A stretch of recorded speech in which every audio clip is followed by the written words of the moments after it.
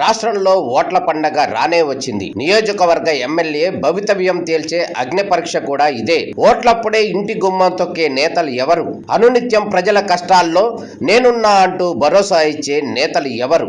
ప్రజల అంతరంగాన్ని ఆవిష్కరించే DNA TV మన నియోజకవర్గం పబ్లిక్ టాక్.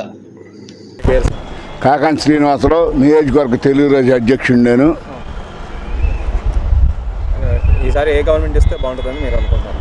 ఏ గవర్నమెంట్ అంటే చంద్రబాబు నాయుడు గారు గవర్నమెంట్ రావాలని ప్రతి సామాన్య మానవుడు కోరుకుంటున్నాడు. ఇవాళ ప్రతి మహిళ, భవన నిర్మాణ కార్మికులు కానీ, పిల్లలను చదివించేవాళ్ళు కానీ, ఆల్రెడీ పిల్లలు చదువుకుంటున్న తల్లిదండ్రులు కానీ, చదువుకోపోయే తల్లిదండ్రులు కానీ, చదివి ఉద్యోగాలు రాని తల్లిదండ్రులు కానీ, వీళ్ళందరూ ఇదే కోరుకుంటున్నారు.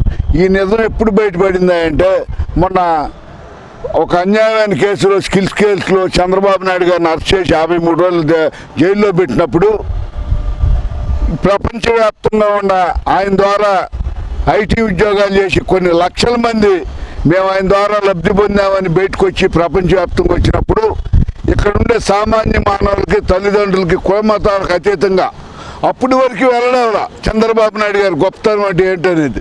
అప్పుడు వెల్లడైంది, అమ్మో ఇన్ని లక్షల మందికి ఉద్యోగాలు వస్తాయా, ఇన్ని లక్షల మందికి ఇన్ని లక్షల్లో ఉద్యోగాలు వస్తాయా చంద్రబాబు నాయుడు గారు వస్తే. ఆఫ్టర్ ఈ సన్నాసి ముఖ్యమంత్రి వచ్చి మా పిల్లలకి 5,000 రూపాయలు వాలంటీర్ ఉద్యోగం ఇచ్చామంటున్నాడు, అవి ఇచ్చామంటున్నాడు తప్పితే, ఈ బానిస బతుకు చేస్తున్నాడు తప్పితే, మా పిల్లలకు ఒక చదువుకున్న వాళ్ళకి బంగారు భవిష్యత్తు కావాలంటే చంద్రబాబు నాయుడు గారు కావాలనేది లోకానికి వెల్లడైంది అన్నాడు. వైసీపీ వాళ్ళు మేము పథకాలు ఇచ్చేసాం, అన్నీ బాగా చేసాం, మేమే వస్తామని చెప్తున్నారు. దాని గురించి ఇవాళ నేను పొద్దున ఒక ఛానల్లో చూశాను, ఒక భవన నిర్మాణ కార్మికుడు చెప్పాడు, నా పిల్ల చదువుతుంది, నా పిల్లకి 13,000 రూపాయలు అమ్మఒడి ఇచ్చిన మాట వాస్తవం. నా దగ్గర నుంచి 13,000 ఇచ్చి నేను రోజుకి క్వార్టర్ ముందు తాగితే చంద్రబాబు నాయుడు గారి టైంలో 60 రూపాయలు, అదే క్వార్టర్ 150 రూపాయలు. ఇవాళ నా దగ్గర నుంచి సంవత్సరానికి 36,000 రూపాయలు కొట్టేస్తున్నాడు. నా దగ్గర ఆనాడు నాకు 300 రూపాయలు కూలి వచ్చేది, ఇవాళ 500 రూపాయలు కూలి వచ్చి ఇంటికి తీసుకెళ్లే పరిస్థితి లేదు. ఆ కూలి నాకు పోయినసారి 27 రోజులు ఉండేది, ఇవాళ 10 రోజులు ఉంటుంది. చంద్రబాబు నాయుడు గారి స్టైల్లో స్టీలు 36,000, ఇవాళ 72,000. చంద్రబాబు నాయుడు గారి స్టైల్ స్టీలు, సిమెంట్ 210 రూపాయలు, ఇవాళ 350 రూపాయలు. ఇక్కడున్న ఒక బిల్డింగ్ కట్టాలంటే వైసీపీ అనాథరైజ్డ్ లంచం 10 లక్షలు. దీని దెబ్బకి స్టేట్లో ఉన్న రియల్ ఎస్టేట్ బిల్డర్లు అందరూ కూడా హైదరాబాద్ షిఫ్ట్ అయిపోవడం జరిగింది. బిల్డింగ్ ముఖ్యంగా బాగా దెబ్బతింది నిర్మాణ రంగం కార్మికులు, వ్యవసాయ రంగం కుదేలైపోయినాయి. రైతాంగం కానీ, బిల్డింగ్ రంగ కార్మికులు కానీ, ఇసుక నాడు 3,000కి వచ్చే ట్రాక్టర్, ఇసుక 3,000కి వచ్చేది అన్న ట్రాక్టర్, ఇవాళ 6,000 రూపాయలు. ఇది పరిస్థితి స్టేట్లో. ఇప్పుడు బీజేపీ, జనసేన మీ టీడీపీ కూటమిలో కొద్దిగా ఇంకా కలవలేదు అని చెప్పేసి ఒక టాక్ ఉంది. దాని గురించి అది ఒక విధమైన వైసీపీ సోషల్ మీడియా వాళ్ళు చేస్తున్నారు. అది ఏమీ లేదు. ఒకేసారి కేంద్ర నాయకత్వం కూడా గమనిస్తుంది. ఇవాళ నిన్న రీసెంట్గా 3 పరిశీలకులను పెట్టింది. వైసీపీ యొక్క దురాఘాతాలన్నింటినీ కూడా వాళ్ళు నిదానంగా అబ్జర్వేషన్ చేస్తున్నారు. నాకు తెలిసి రేపు ఫస్ట్ వీక్ నుంచి యాక్షన్ బీనవబోతుంది. యాక్షన్ అనేది రేపు ఫస్ట్ వీక్ నుంచి బీనవబోతుంది. అవినీతి పరులందరూ, అధికారులందరూ కూడా జాగ్రత్త పడిపోతే మీ పిల్లల భవిష్యత్తు, మీ భవిష్యత్తు నాశనం అయిపోతుంది, మీ కెరీర్ కూడా నాశనం అయిపోతుంది. మా పేరు రాజా అండి. ఏ కాన్స్టిట్యున్సీ? పెనమలూరు కాన్స్టిట్యున్సీ అండి. ఈసారి ఎవరు గెలిస్తే బాగుంటుంది అనుకుంటున్నారు? పెనమలూరు నియోజకవర్గంలో బోడే ప్రసాద్ గారేనండి. బోడే ప్రసాద్ గారు గెలిస్తే ఎందుకని గెలిస్తే ఆయన ఎందుకు కదా? ఆయన లోకల్ అభ్యర్థి, తర్వాత జనాల్లో మంచి ఆదరణ ఉన్నటువంటి వ్యక్తి, అందుబాటులో ఉండే వ్యక్తి. ఆల్రెడీ 2014లో కూడా ఎమ్మెల్యేగా, శాసనసభ్యుడిగా చేస్తున్నారు. ప్రజలకి ఏ రకంగా దగ్గరగా ఉండాలో ఏంటనేది, ఎవరెవరు ఏంటి, ఏ సందుకి వెళ్తే ఏ సందు వస్తాం కూడా తెలిసినటువంటి వ్యక్తి కదా. ఏ ఊరు ఏంటనేది మొత్తం మంచి చెడు తెలిసిన వ్యక్తి.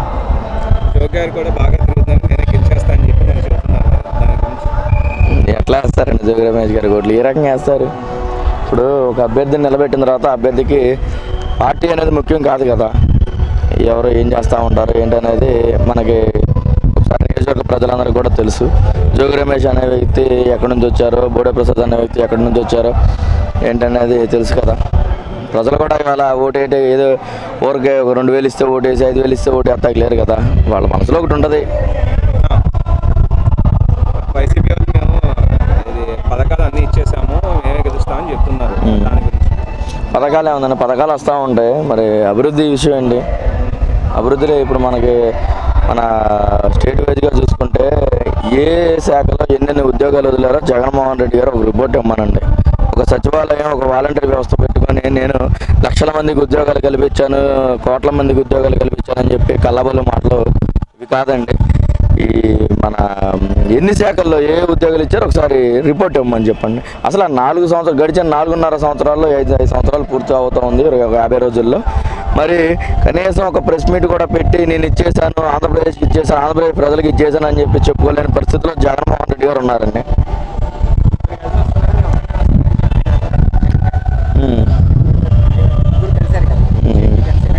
ముగ్గురు దేనికి కలుస్తారండి? స్టేట్ డెవలప్మెంట్ కోసమే కదా అన్ని. ఇప్పుడు జగన్మోహన్ రెడ్డి గారు ప్రభుత్వం చేసినటువంటి పనితీరు నచ్చకే కదా అందరు కాకపోతా ఉన్నారు.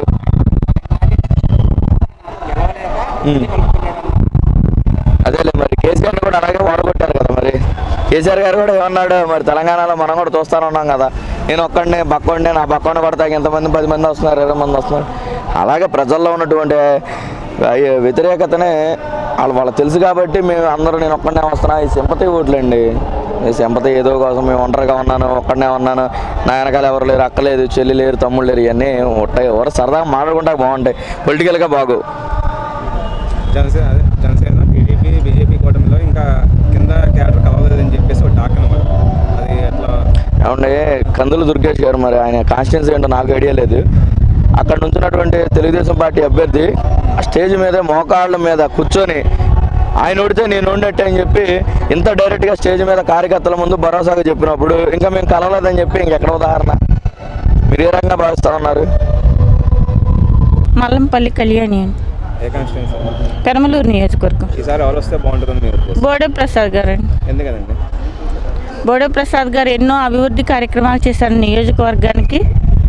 పేదల పాలిటి పెన్నిది.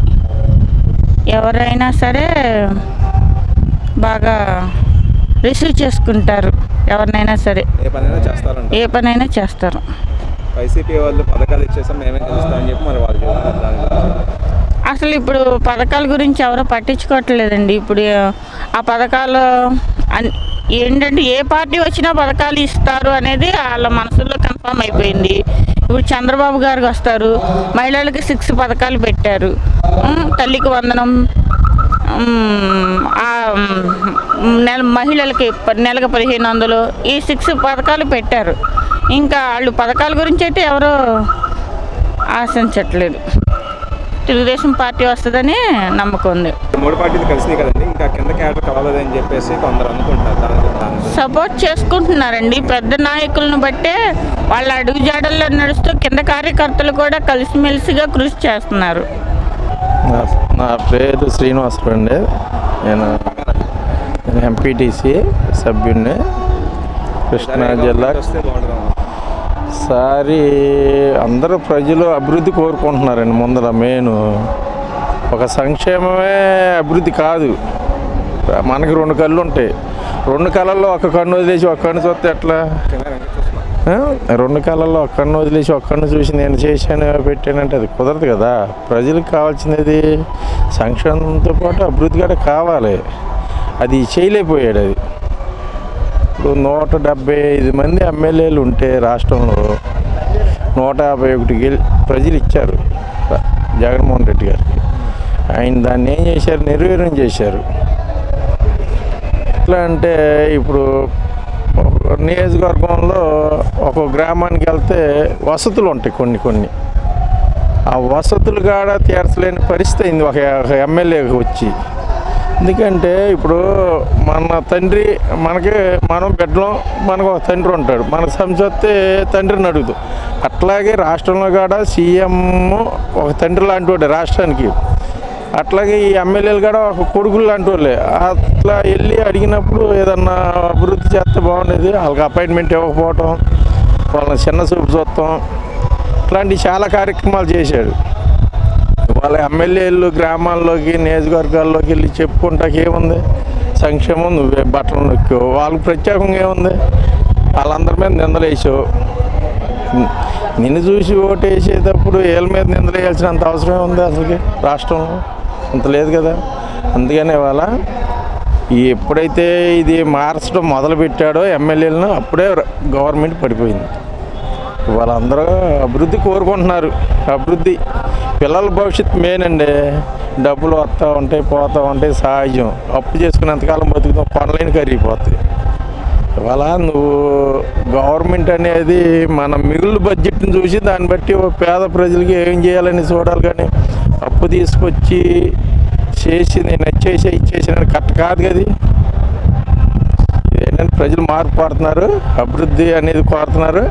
ఆ అభివృద్ధి చేయటం అనేది ఒక్క చంద్రబాబు నాయుడు గారికి సాధ్యపడిద్ది.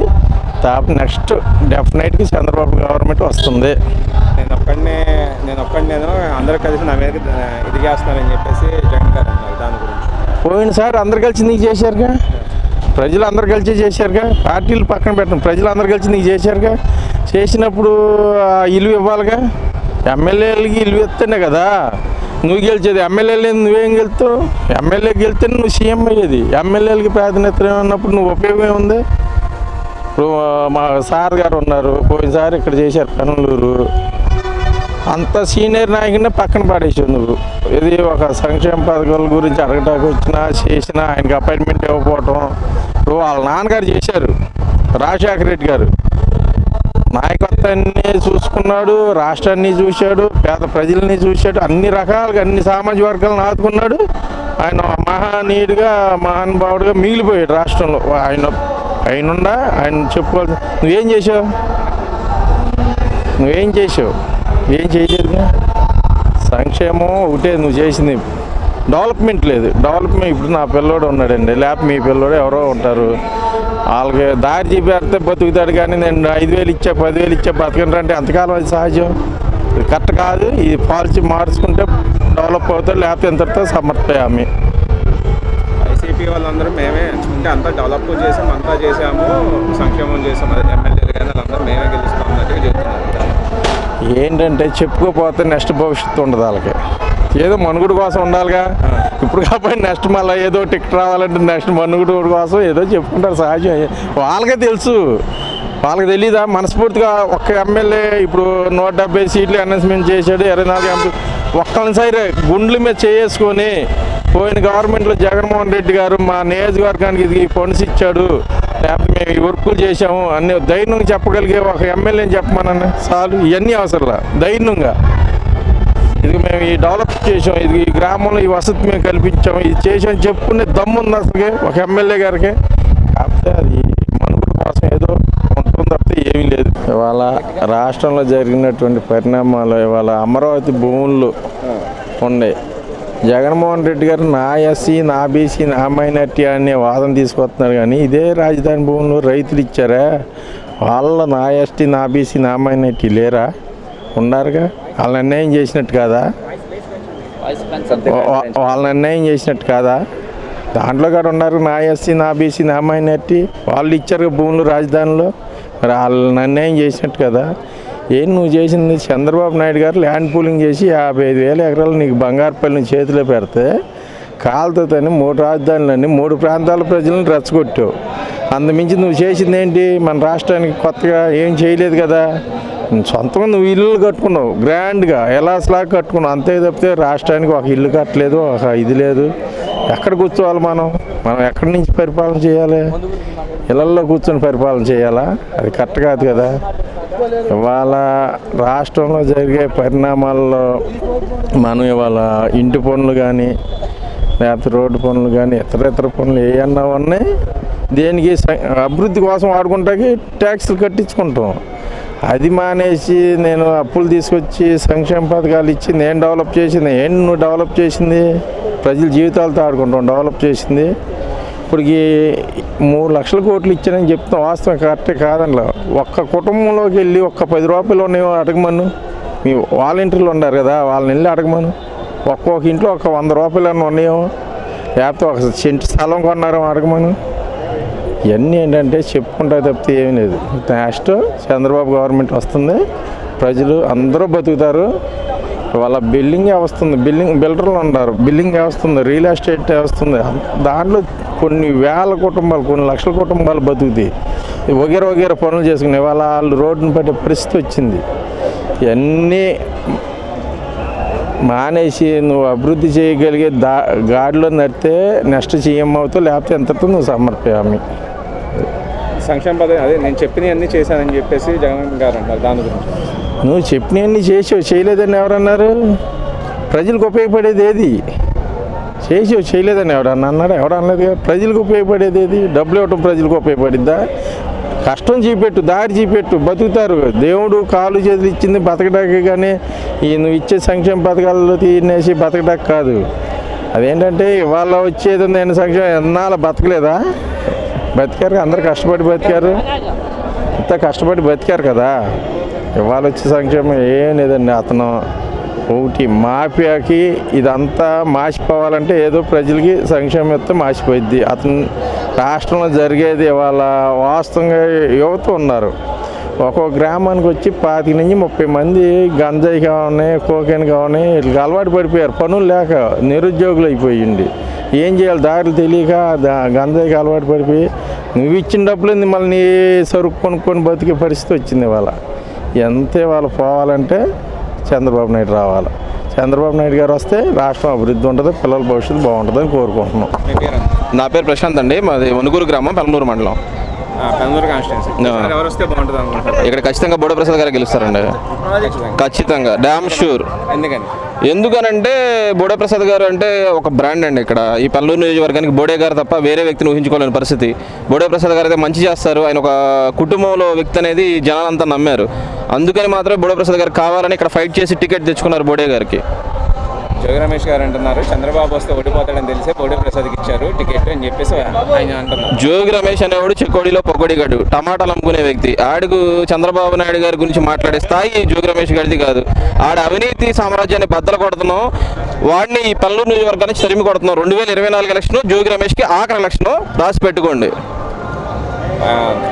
జగన్ గారు ఏమో సంక్షేమ పథకాలు అన్నీ ఇచ్చేసాం, ఈసారి మేమే గెలుస్తాం 175 అన్నట్టు మాట్లాడుతున్నారు. సార్ ఇది ఈ నియోజకవర్గంలో పెనమలూరు మండలం, ఉయ్యూరు మండలంలో ఒడ్డు రైతులు మిల్లుకు తోలుతూ ఇప్పుడు ధాన్యం డబ్బులు పడలేదండి రైతులకి, ఈ రోజుకి పడల. జోగి రమేష్ ఇంటింటికి వెళ్ళి ప్రచారం చేస్తుంటే రైతులందరూ మాకు డబ్బులు పడలేదు బొర్రు అని ముత్తుకుంటుంటే ఎక్కడ తలక ఎక్కడ పెట్టుకోవాలో తెలియని పరిస్థితుల్లో ఆయన ఇంటింటికి ప్రచారం కూడా మానుకున్నాడు. వారం రోజుల నుంచి ఆయన ఎక్కడా కనబట్టలే ఈ నియోజకవర్గంలో.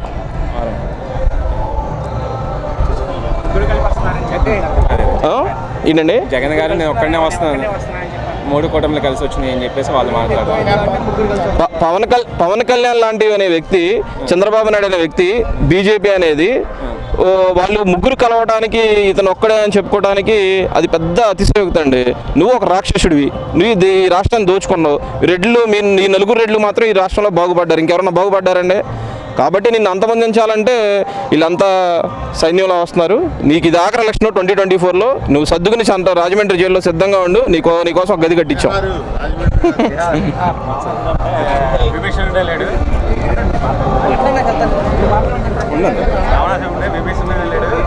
కింద ఇప్పుడు 3 కూటమిలు కలిసి కదా టీడీపీ జనసేన, ఇది కింద కార్యకర్తల్లో ఇంకా కలయిక తొందరగా పైన నాయకులే కలిశారు. సార్ ఇది మీకు ఒక చిన్న ఎగ్జాంపుల్ చెప్తాండి, మీకు రాష్ట్రం అంతా అవసరం. మా వణుగూరు విలేజ్ గురించి చెప్తున్నా. మా వణుగూరు విలేజ్లో కొమ్మినేని శ్రీనివాసరావు అనే వ్యక్తి, లేకపోతే గ్రామ పార్టీ అధ్యక్షుడు అనుకోండి, అతను కానీ లేకపోతే ఇంకొక 4 పిడికిడి సీన్ అని, శంకర రమేష్ అని, వీళ్ళంతా బోడే ప్రసాద్ గారు లేకపోయినా, చంద్రబాబు లేకపోయినా ఇక్కడ పార్టీని నిలబెట్టారు. అంటే గ్రామ స్థాయిలో కేడర్ అనేది ఎక్కడికి పోలా.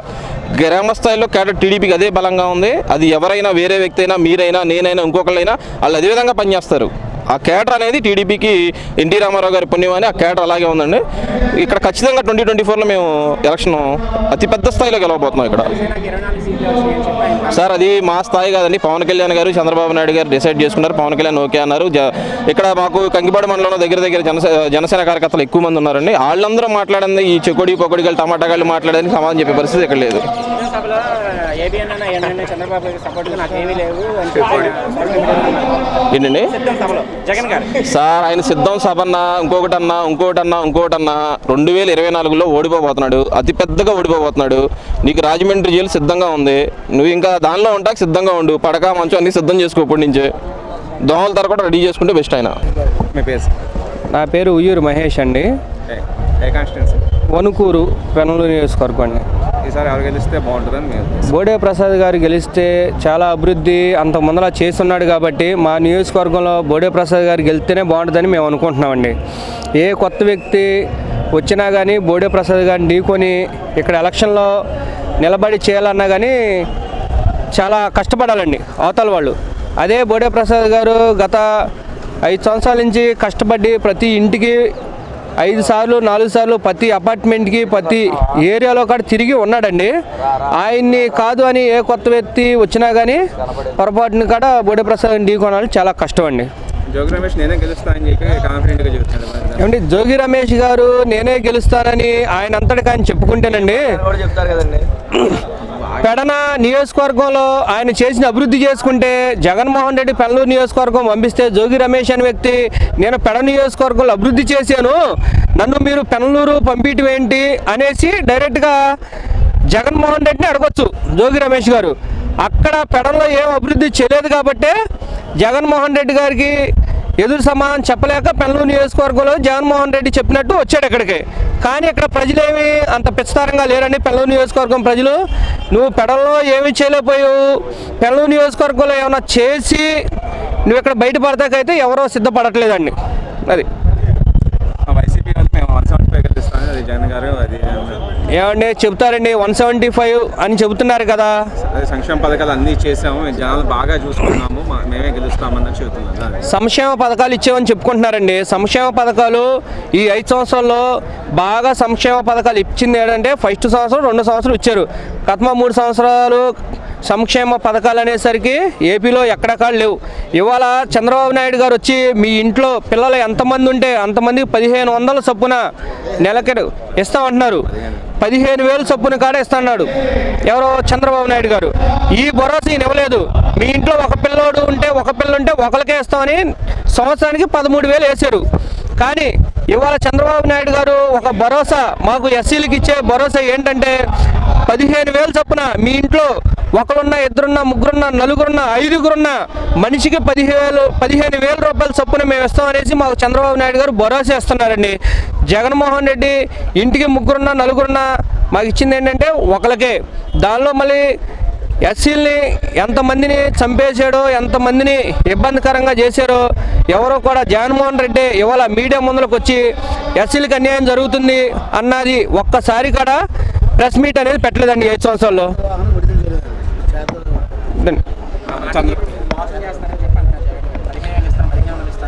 మోసం ఇప్పుడు ఆల్రెడీ ఈ 5 సంవత్సరాలు మేము చూసాం కండి మోసం అనేది ఏంటో. ఒకసారి ఈయన చూసాం మోసం అనేది, ఇంకో మోసం అనేది ఈయన చెప్తున్నాడు కదా మళ్ళీ 15,000 ఇస్తే మోసం అని.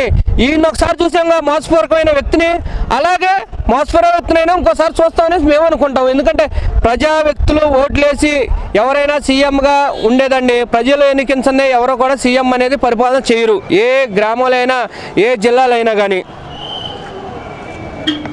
టీడీపీ, జనసేన, బీజేపీ కార్యకర్తలే కలవలేదు లేదండి, అంతా కలిశారు. రాక్షసుడు పాలన ఏపీలో జరుగుతుంది కాబట్టి బీజేపీ, జనసేన, టీడీపీ కలిసి ఈ రాక్షస పాలన నుంచి ప్రజల్ని కాపాడాలని ముందుగా ఇలా 3 కూటమయ్యి ప్రజల్లో అమేక్తం ఉంది కాబట్టి ప్రజలు చెప్పినాకే వీళ్ళంతా భరోసాగా ఉన్నారండి. బాగుంటుంది అనేది పెనమలూరులో ఎవరు వస్తే బాగుంటుంది అనేది మీరు క్వశ్చన్ అడుగుతున్నారంటే ఇంకా మీరు రెగ్యులర్గా చూడటం లేదని అనిపిస్తుందండి. ఖచ్చితంగా ప్రజల కోసం, ప్రజల్ని చైతన్యవంతులు చేయటం కోసం అభివృద్ధి సంక్షేమాలు అనేవి 2 కళ్ళు లాంటివి. అంటే ఒక వాహనానికి 2 చక్రాలు లాంటివి అభివృద్ధి సంక్షేమం. వీటన్నిటిని కూడా సమపాళంలో తీసుకెళ్ళగలిగేది ఏకైక పార్టీ తెలుగుదేశం పార్టీ. ఇవాళ తెలుగుదేశం పార్టీ ఆవిర్భావ దినోత్సవం అండి. అంటే తెలుగుదేశం పార్టీ తెలుగువారి ఆత్మగౌరవానికి ప్రతీకగా బడుగు బలహీన వర్గాల వాళ్ళని కూడా చట్టసభల్లో అధికారం హక్కులు కల్పించిన పార్టీ తెలుగుదేశం పార్టీ. అలానే మహిళా సాధికారతకి పెద్దపీట వేసిన పార్టీ తెలుగుదేశం పార్టీ. ఆ రోజు అన్న నందమూరి తారక రామారావు గారు మన ఆత్మగౌరవానికి ప్రతీకగా స్థాపించి చట్టసభల్లో అలానే బడుగు బలహీన వర్గాల వాళ్ళ జీవితాల్లో మార్పులు తీసుకొస్తే తెలుగువారి ఆత్మ విశ్వాసానికి ఇవాళ ప్రతీకగా నిలిచింది నారా చంద్రబాబు నాయుడు గారు. గ్లోబలైజేషన్ అన్న పదానికి హీఈస్ ద రైట్ డెఫినిషన్ అండి. విజనరీ అంటే మనం లైబ్రరీలో మనం మీనింగ్ కోసం చూస్తాం, బుక్స్లో అవసరం లేదండి, డిక్షనరీలో. నారా చంద్రబాబు నాయుడు గారు is the definition for visionary. ఇవాళ ఆంధ్రప్రదేశ్ పరిస్థితి ఎలా ఉందంటే ఎప్పుడు సంక్షోభంలో ఉన్నా కూడా ప్రతి ఆంధ్రుడికి గుర్తొచ్చే ఏకైక వ్యక్తి నారా చంద్రబాబు నాయుడు గారు అధికారంలోకి రావాలి అని. ఖచ్చితంగా మళ్ళీ ఒకప్పుడు కృష్ణా జిల్లా అంటే చాలా చైతన్యవంతులు, విజ్ఞానవంతులు అని చెప్పి ఒక గౌరవం ఉండేది. సాక్షాత్తు మన నేషనల్ ఫ్లాగ్ డిజైన్ చేసిన పింగళి వెంకయ్య గారు లాంటి పెద్ద పెద్ద మేధావులు, అలానే మరి ఎన్టీ రామారావు గారు, రామోజీరావు గారు, పత్రికా విలువలు కలిగిన వ్యక్తి అయిన రామోజీరావు గారు, ఇలాంటి వాళ్ళందరూ కూడా కృష్ణా జిల్లా నుంచి వచ్చిన వాళ్ళే. కానీ ఇప్పుడు కృష్ణా జిల్లా వైసీపీ గవర్నమెంట్లో ఎలా ఉందంటే కృష్ణా జిల్లా అనగానే మీ బూతుల మంత్రి ఎలా ఉన్నాడు అని అడుగుతున్నారు. కాబట్టి రాబోయే రోజుల్లో ఈ కుల మతాలు అభివృద్ధి చేతగాని వాడేనండి, కులాలు మతాలు ప్రాంతాలు అని చిచ్చు పెడతాడు. ఖచ్చితంగా రాబోయేది నారా చంద్రబాబు నాయుడు గారి గవర్నమెంటే. ఇది అంటే ప్రజలు అభివృద్ధిని, సంక్షేమాన్ని కోరుకుంటున్నారు. రాబోయే రోజుల్లో శ్రీరాముడు పట్టాభిషేకం జరిగినట్టుగా 2024 సంవత్సరం చంద్రబాబు నాయుడు గారు మళ్ళీ ఈ ఆంధ్రప్రదేశ్కి ముఖ్యమంత్రిగా ప్రమాణ స్వీకారం జరిగిద్ది. వైసీపీ అదే జగన్ గారు అంటారు మేము అన్నీ చెప్పినవన్నీ చేసేసాం, మేమే వస్తామని చెప్పేసి వాళ్ళు అంటున్నారు. జగన్మోహన్ రెడ్డి మేనిఫెస్టోలో 209 హామీలు ఉన్నాయి. 200 పక్కన పెట్టేద్దాము. ప్రధానంగా నవరత్నాలని చెప్పుకుంటున్నాడు కదా, ఈ నవరత్నాల్లో ఏ ఒక్క రత్నమైనా కరెక్ట్గా అమలైందా? సంపూర్ణ మద్యపాన నిషేధం అని చెప్పాడు. కుటుంబ బంధాలు చెడిపోతున్నాయి, నాకు బాధేసేస్తుంది అన్నాడు. మరి దశల వారీగా సంపూర్ణ మద్యపాన నిషేధం అని చెప్పాడు. ఇవాళ అసలు మద్యం లేదే ఆర్థిక వనరులు లేవు, మీ ఇళ్లల్లో వాళ్ళు తాగి రోడ్ల మీద మీ కుటుంబాలు వచ్చేస్తే అప్పుడు నేను పథకాలు ఇస్తాను అని చెప్తున్నాడు. బటన్ నొక్కుతాడంట. ఏది తనకి ఓటేసిన పాపానికి మా కుటుంబాల వాళ్ళు, మా ఇంట్లో వాళ్ళందరూ తాగి, మా పిల్లలు ఇంటి మగవాళ్ళు తాగి రోడ్ల మీదకి వస్తే ఇతగాడు బటన్ నొక్కుతాడు అనమాట. అది ఫెయిల్ అయిపోయాడు. అమ్మఒడి అన్నాడు. అమ్మఒడి ఎంతమందికి ఇస్తున్నాడండి? 86 లక్షల మంది విద్యార్థులు ఉంటే ఆంధ్రప్రదేశ్లో ఇవాళ అమ్మఒడి 43 లక్షల మందికి ఇస్తున్నాడు. అది కూడా 13,000 రూపాయలే ఇస్తున్నాడు. అంటే ఇతను ప్రధానంగా మాట్లాడేవి ఇవన్నీ. అక్కడ ఫెయిల్ అయిపోయాడు. రైతు మెచ్చిన ప్రభుత్వం నాది అన్నాడు. ఇవాళ రైతుల వ్యతిరేకి ప్రభుత్వం జగన్మోహన్ రెడ్డి ప్రభుత్వం. ఇవాళ ఒక్క అవకాశం ఇవ్వండి, దేశం అంతా మన ఇంక చూసేలాగా చేస్తా అన్నాడు. నిజమే, యువకుడు ఏదో చేస్తాడని అవకాశం ఇస్తే జాలికి పోయి ఓటు హక్కుని దుర్వినియోగపరుచుకున్నందుకు మాకు మేము చేసుకున్న శిక్ష ఇది. ఇవాళ రైతుల ఆత్మహత్యల్లో ఆంధ్రప్రదేశ్ మొదటి స్థానంలో ఉంది దేశంలోనే. అక్కడ ఫెయిల్ అయిపోయాడు. ఇదివరకు రుణమాఫీ 1,50,000 ఇచ్చారు చంద్రబాబు నాయుడు గారు. ఇవాళ ఎంత ఇస్తున్నాడండి? అసలు రుణమాఫీ జరుగుతుందా? లేదు. సకాలంలో పంట డబ్బులు చేతికి వస్తున్నాయా? లేదు. సబ్సిడీలు ఉన్నాయా? లేదు. గతంలో సబ్సిడీలు ఉండే ఎరువుల మీద, మందుల మీద, అలానే విత్తనాల గురించి సకాలంలో రైతులకి బోర్లు, ఉచిత బోర్లు 2 సంవత్సరాలు మురిపించాడు. ఏమైపోయినాయండి బోర్లన్నీ కూడా? ఇవాళ 9 గంటలు విద్యుత్ ఇస్తా అన్నాడు వ్యవసాయానికి, 7 గంటలు విద్యుత్ ఇవ్వడం కష్టంగా ఉంది ఈ రోజున. అక్కడ ఫెయిల్ అయిపోయాడు. మెగా డిఎస్సి అన్నాడు. ఇవాళ యువతని గంజాయికి బానిసలు చేస్తున్నాడు. ఎక్కడో బ్రెజిల్ నుంచి కూడా ఇవాళ 60,000 కోట్ల రూపాయల అంటే మాదక ద్రవ్యాలు వచ్చినాయి. అంటే ఒకప్పుడు ఆంధ్రప్రదేశ్ అంటే అభివృద్ధి, చైతన్యవంతులు, విద్యావంతులు, సన్ రైజ్ స్టేట్ అనేవారు చంద్రబాబు నాయుడు గారి గవర్నమెంట్లో. ఇవాళ ఆంధ్రప్రదేశ్ అనగానే అంధకార ఆంధ్రప్రదేశ్, మధ్య ఆంధ్రప్రదేశ్, మాదక ద్రవ్యాల నిలయం ఆంధ్రప్రదేశ్, కరువు ఆంధ్రప్రదేశ్. నేను అధికారంలోకి వచ్చాక విద్యుత్ ఛార్జీలు పెంచను అన్నాడు. 9 సార్లు దేశంలో ఎవ్వరూ పెంచనంత పెంచేశాడు. ఇతను చెప్పిన ఈ ఆరోగ్యశ్రీ 25 లక్షల వరకు వర్తింపజేస్తుంది అన్నాడు. ఓపీలు రాయట్లా అక్కడ. ఆరోగ్యశ్రీలో ఓపీలు లేవు. మీరు ప్రధానమైన నగరాలు తీసుకోండి. గుంటూరు, విడుదల రజనీ గారు ఆరోగ్యశ్రీ మినిస్టరేగా ఇప్పుడు ఇన్ఛార్జ్ ఇచ్చారు. గుంటూరులో కిడ్నీ ట్రీట్మెంట్ లేక మొన్న 2 రోజులు బారులు తీరారు జనం, ఓపీ దిక్కు కూడా లేక. మన విజయవాడ హాస్పిటల్ చూసుకుంటే ఎన్టీఆర్ యూనివర్సిటీని వైఎస్ఆర్ యూనివర్సిటీ పేర్లు మారుస్తాడు, రంగులు వేసుకుంటాడండి. అంతకన్నా అభివృద్ధి ఏం లేదు. ఇదే విజయవాడ గవర్నమెంట్ హాస్పిటల్లో హెల్పర్స్తో వైద్యం చేపిస్తున్నాడు. ఎక్కడ ఆరోగ్యశ్రీ? ఏజెన్సీ ప్రాంతాల్లో మొబైల్ అంబులెన్సులు ఉండేవి, ఇప్పుడు అవి ఉన్నాయా అండి? అవి కూడా లేవు. గత ప్రభుత్వంలో వితిన్ 48 అవర్స్లో క్లెయిమ్ అయిపోయేది బిల్లు విక్టిమ్స్కి. ఇవాళ ఎక్కడవుతుందండి? ఎప్పుడు నెట్వర్క్ హాస్పిటల్స్ వాళ్ళు మేము సమ్మె నోటీసులు ఇస్తాము అంటమే. వీళ్ళు మాత్రం వేల కోట్ల రూపాయలు ఖర్చు పెట్టేసి పార్టీ రంగులు వేసేసుకుని వీళ్ళ ప్రైవేట్ సైన్యమైనటువంటి వాలంటీర్లకు మాత్రం మన ప్రజల డబ్బులతో వీళ్ళు కాగు నివేదికకి వ్యతిరేకంగా, రాజ్యాంగానికి వ్యతిరేకంగా వాలంటరీ వ్యవస్థకి మన డబ్బులతో జీతాలు ఇస్తున్నాడు. అక్కడ ఫెయిల్ అయిపోయాడు, విద్యలో ఫెయిల్ అయిపోయాడు. ఇతను చెప్పిన ప్రధానమైనయేనండి ఇవన్నీ కూడా. ఇంక ఎక్కడ ఒక్క నవరత్నం అమలైందా మీరు చెప్పండి? లేదు. ఇంకెక్కడ జగన్మోహన్ రెడ్డి? ఇప్పుడు మళ్ళీ కొత్తగా 5 సంవత్సరాల తర్వాత బాబాయ్ హత్య తీసుకొచ్చాడు మనోడు. అసలు సిగ్గుందా? అంటే ప్రజలు అమాయకులు అనుకుంటున్నాడా? ఖచ్చితంగా రాబోయే రోజుల్లో ఓటు అనే ఆయుధంతో చెప్పుతో కొట్టినటువంటి సమాధానం ఆంధ్రప్రదేశ్ ప్రజలు వైసీపీ లీడర్లకు ఇస్తారు. ఎస్సీలు బీసీలు అందరూ నా వెంటే ఉన్నారని కూడా అంటున్నారు జగన్ గారు. దాని గురించి ఎస్సీలు బీసీలు సప్లాన్ నిధులు ఏమైపోయినాయండి? బీసీలకి ఉన్నటువంటి 27 పథకాలు రద్దు చేసేసాడు. మైనారిటీలకి దుల్హన్ పథకం 1,00,000 రూపాయలు అన్నాడు, ఎంతమందికి ఇచ్చాడు? లేదు. పెళ్లి కానుక అన్నాడు, ఏమైపోయిందండి? ఒక్కరికన్నా ఇచ్చారా? లేదు. బీసీలు 3,000 మంది చనిపోయారు తన గవర్నమెంట్లో, హత్య గావించబడ్డారు. ఇది పోలీస్ రికార్డెడ్ డేటా అండి. మరి ఎస్సీలు ఎస్టీలు పేదల ముఖ్యమంత్రిని అంటున్నాడు. ఎక్కడ పేదల ముఖ్యమంత్రి? ఇదే అనంతబాబు, వాళ్ళ ఎమ్మెల్సీ అనంతబాబు డ్రైవర్ సుబ్రహ్మణ్యాన్ని చంపి తీసుకొస్తే ఇవాళ తాత్కాలికమైన రాజీనామా చేయించి ప్రధాన కార్యక్రమాల్లో పక్కన పెట్టుకుని తిరుగుతున్నాడు. నువ్వు ఎక్కడ ఎస్సీలు సప్లాన్ నిధులు ఏమైపోయినాయి? అంబేద్కర్ విదేశీ విద్య ఎందుకు రద్దు చేశావు? ఎయిడెడ్ కళాశాలను ఎందుకు బహిష్కరించాలనుకుంటున్నావు? ఇవాళ మరి చంద్రబాబు నాయుడు గారి ప్రభుత్వంలో ఉన్నప్పుడు బెస్ట్ అవైలబుల్ స్కూల్స్ ఉండేవి, ఇవాళ అవన్నీ రద్దు అయిపోయినాయి కదండి. ఎక్కడ ఎస్సీలు? ఇవాళ జగన్మోహన్ రెడ్డి ప్రభుత్వంలో ముఖ్యంగా బాధితులు ఎవరు అంటే బీసీలు, ఎస్సీ ఎస్టీ మైనారిటీలు. 10 మంది మైనారిటీలు హత్యలు గావించబడ్డారండి. ఇవన్నీ ప్రజలు చూడటం లేదనుకుంటున్నారా? 2 లక్షల ఉద్యోగాలు వచ్చారని కూడా చెప్తున్నారు మేడం జగన్మోహన్ రెడ్డి, సచివాలయ ఉద్యోగాలు. యాక్చువల్గా 2.5 లక్షల ఉద్యోగాలు గవర్నమెంట్ ఉద్యోగాలు భర్తీ చేస్తా అన్నాడు. ప్రతి సంవత్సరం జనవరిలో మెగా డిఎస్సి జాబ్ క్యాలెండర్ అన్నాడు. ఇప్పుడు 5 సంవత్సరాలైంది. అప్పుల క్యాలెండర్ రిలీజ్ చేశాడు 1 సంవత్సరం జనవరిలో. అసలు ఏ ముఖ్యమంత్రికి ఇలాంటి తుగ్లక్ ఆలోచనలు రావు, ఈ తుగ్లక్ రెడ్డికి తప్ప. అప్పుల క్యాలెండర్ రిలీజ్ చేశాడు కానీ ఎక్కడైనా జాబ్ క్యాలెండర్ రిలీజ్ చేశాడా? కాగు నివేదికలో రాజ్యాంగంలో ఏం చెప్పిందండి? వాలంటరీ వ్యవస్థ ప్రైవేటీ మీ పార్టీ వ్యవస్థ, అది మేము పరిగణించము, గవర్నమెంట్ ఉద్యోగాల కింద పరిగణించబడవు అని చెప్పి కూడా నివేదిక ఇచ్చేసింది. అయినా ప్రజలు ఇంకా మోసం చేస్తున్నాడు. అరే సచివాలయం తాకట్టు పెట్టడం ఏంటండి? కలెక్టర్ ఆఫీసులు తాకట్లు పెట్టాడు, సచివాలయాలకు తాకట్టు పెట్టేస్తున్నాడు. అలానే మన ఆస్తులకి తన హక్కుదారులాగా ఇవాళ కొత్త జీవోలు తీసుకొస్తున్నాడు. ఉద్యోగాలు అంటున్నాడు. ఎంతమందికి ఉద్యోగాలు వచ్చినాయి? మొన్న గ్రూప్ 180 ఉద్యోగాలు ఉంటే దానిలో కూడా 150 కోట్లు స్కామ్ చేశాడు. ఈసారి ఏ గవర్నమెంట్ వస్తే బాగుంటుంది?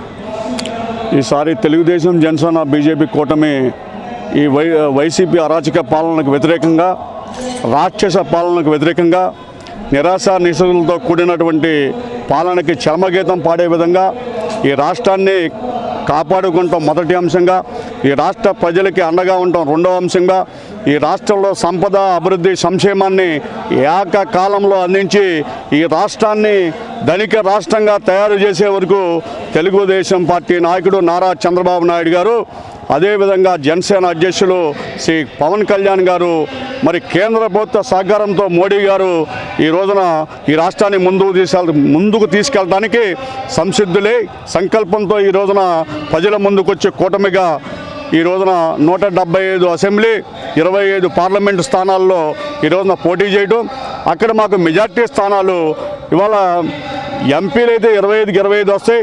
175లో 10 నుంచి 15 స్థానాల లోపు మాత్రమే వైసీపీకి అవకాశం ఉంటుందనేది నా యొక్క తాలూకా ఆలోచన. ఈ దుర్మార్గపు పాలన పోవాలంటే ఖచ్చితంగా మనం ఎలక్షన్లో పాల్గొని తెలుగుదేశం, జనసేన, బీజేపీ అభ్యర్థులకి సహకరించవలసినటువంటి 100కి 100% అవసరం ఉంది. ఇవాళ విద్యార్థులకి ఇవాళ ఉద్యోగాలు లేవు. అదే రకంగా పోలవరం ప్రాజెక్టు జీవనాడి ఆంధ్రప్రదేశ్ రాష్ట్రానికి 14 లక్షల ఎకరాల్లో ఇవాళ పోలవరం రాష్ట్రం మొత్తం మంచినీరు అందించడానికి మంచి అవకాశం పోలవరం.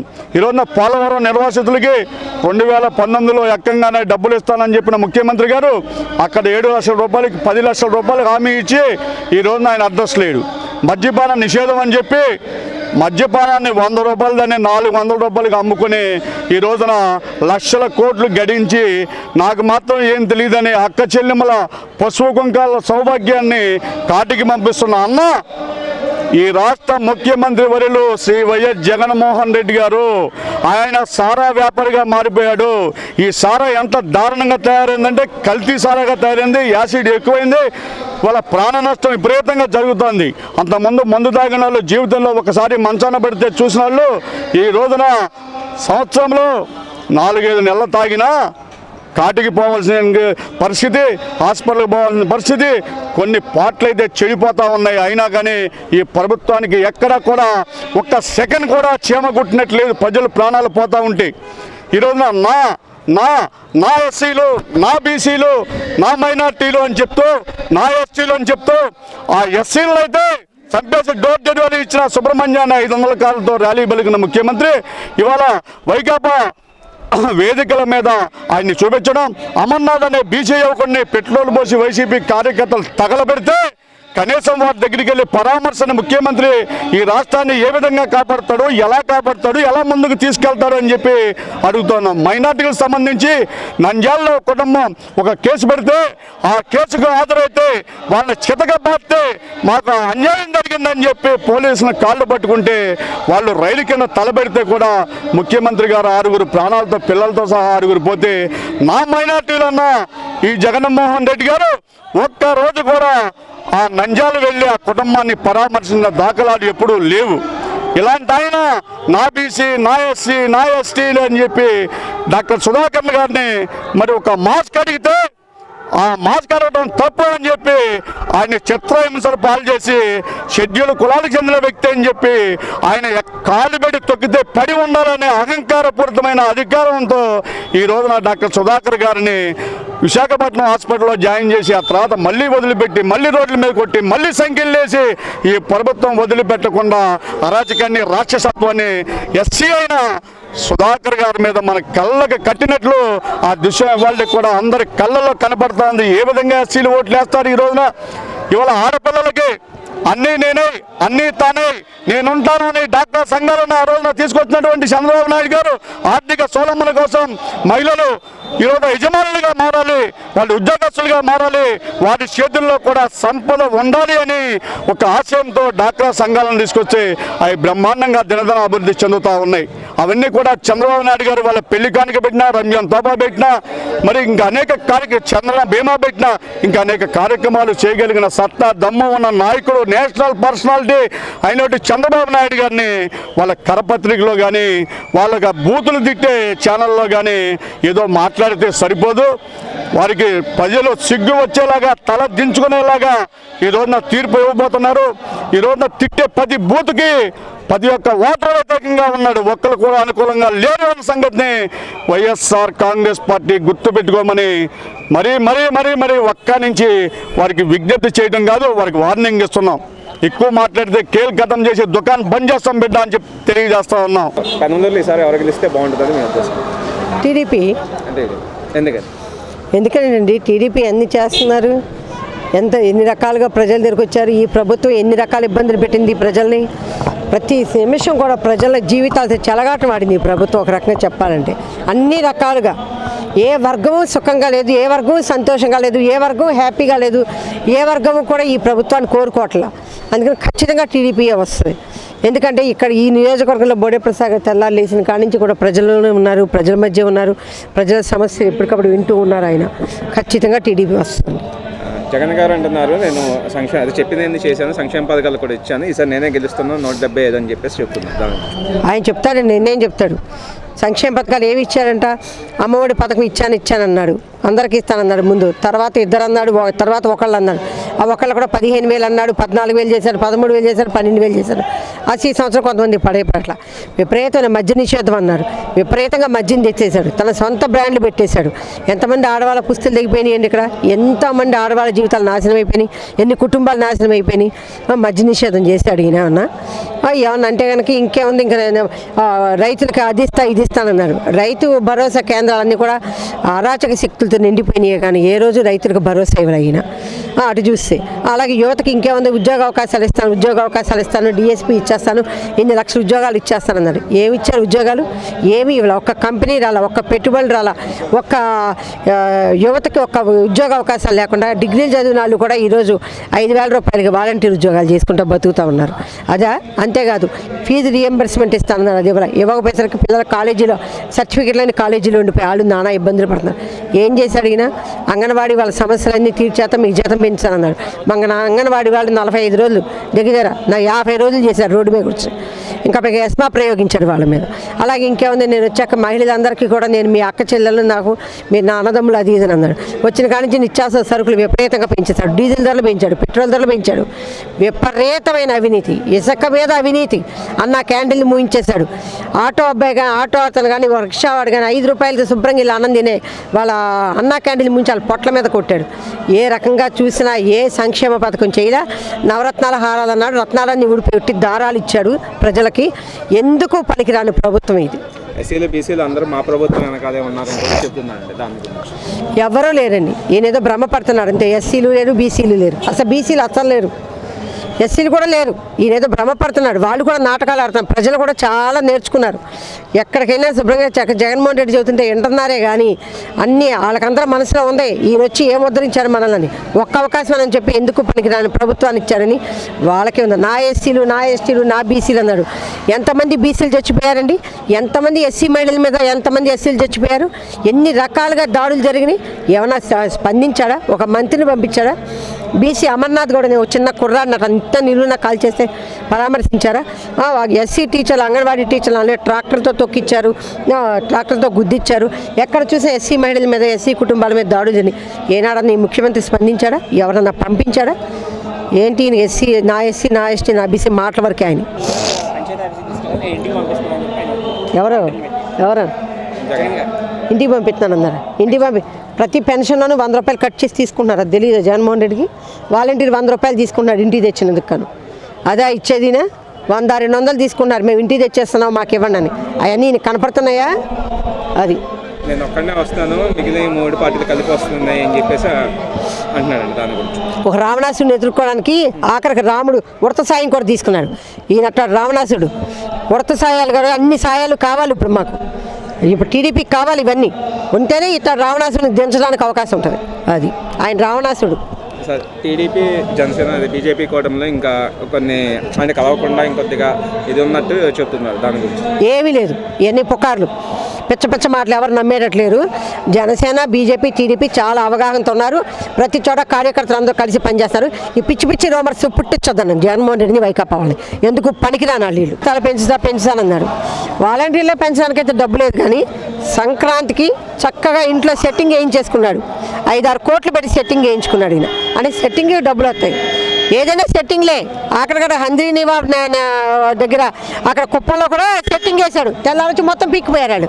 అన్ని సెట్టింగ్లు ప్రభుత్వం ఇది. అంతే డమ్మీ ప్రభుత్వం అండి, ఒక డమ్మీ ప్రభుత్వం, సెట్టింగ్లు ప్రభుత్వం.